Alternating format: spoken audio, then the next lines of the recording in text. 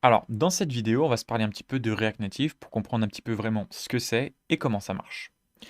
Alors, évidemment, l'idée avec React Native, ça tu l'as probablement compris, c'est de créer des applications natives. Donc une application native, c'est vraiment une application qui est au plus proche de l'appareil sur lequel elle est, c'est-à-dire qu'il n'y a pas d'intermédiaire. Tu crées vraiment, pour une application iOS, bah, derrière, tu as du code iOS, et pour une application Android, tu as vraiment du Java. Il n'y a pas d'intermédiaire, c'est vraiment le plus proche de l'appareil. Donc pour faire ça, traditionnellement, tu as des technologies qui te permettent respectivement de coder des choses pour iOS et pour Android. Donc pour iOS, tu as par exemple Swift qui te permet voilà, de créer des applications iOS et tu vas devoir utiliser un environnement spécifique, Xcode, pour créer ton application. Et pour Android, tu vas pouvoir utiliser par exemple maintenant Kotlin. Tu vas avoir un environnement pareil dédié, donc dans Android Studio, et puis tu vas coder ça et à la fin, tu auras vraiment une application native Android. Donc ça, c'est vachement bien. Niveau performance, c'est super, ça donne des applications natives, donc c'est vraiment très bien. Le seul problème, c'est que ça coûte un petit peu cher parce qu'il il faut payer des développeurs pour faire une fois l'application en Swift et une fois pour la faire en Kotlin. Ça, c'était un problème. Du coup, il y a eu un autre concept qui est arrivé après, qui sont les Progressive Apps, les PWA.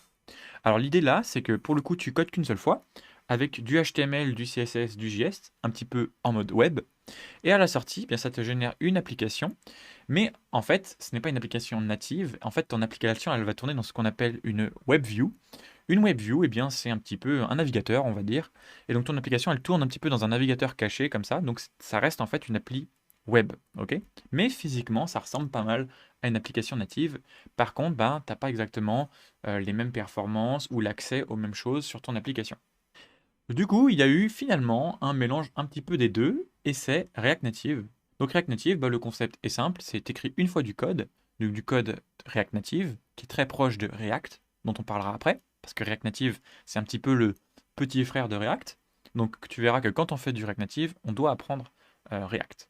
Et donc React Native, pour le coup, va permettre de créer des applications natives avec un seul code. Et donc là, tu as vraiment une application super performante. Alors, comment ça marche? En fait, l'idée, c'est que React Native, il va te fournir une espèce d'ensemble de composants, donc tous les composants nécessaires pour pouvoir créer techniquement à peu près n'importe quoi. Donc des boutons, des inputs, des textes, des views, view qui est un petit peu l'équivalent d'une div par exemple en HTML, c'est vraiment le composant un peu le plus basique pour faire des conteneurs. Donc tous ces composants-là, techniquement, te permettront de créer à peu près n'importe quoi. Il y en a bien plus évidemment.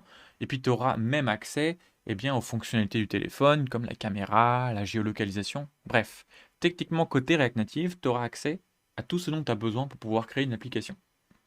Et l'idée, en fait, c'est que toi, quand côté React Native, par exemple, tu vas créer un composant View, ok, donc ce petit conteneur, eh bien, au moment où ton application va être compilée, eh bien, elle va passer dans un petit bridge, donc un espèce de petit pont qui va en fait faire toute la tambouille React Native pour faire en sorte que ton code React Native à la sortie, eh bien, il soit transformé pour être adapté à la plateforme où il va tourner. Donc sur Android, bah, ta view va devenir une Android.view, une vraie Android.view. C'est pour ça que c'est natif.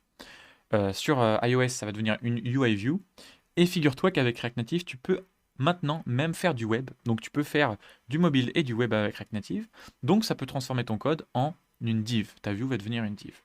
Et donc bah, c'est génial parce que voilà, maintenant, eh bien, avec entre guillemets un seul développeur, bah, tu peux réaliser trois applications. Ce qui, niveau budget, est quand même vachement bien et niveau temps aussi. Donc voilà un petit peu pour le concept de comment React Native fonctionne. Dans la prochaine vidéo, je te parle d'Expo, qui va être une petite technologie qu'on va utiliser en plus du React Native pour se faciliter la vie. Je t'en parle juste après.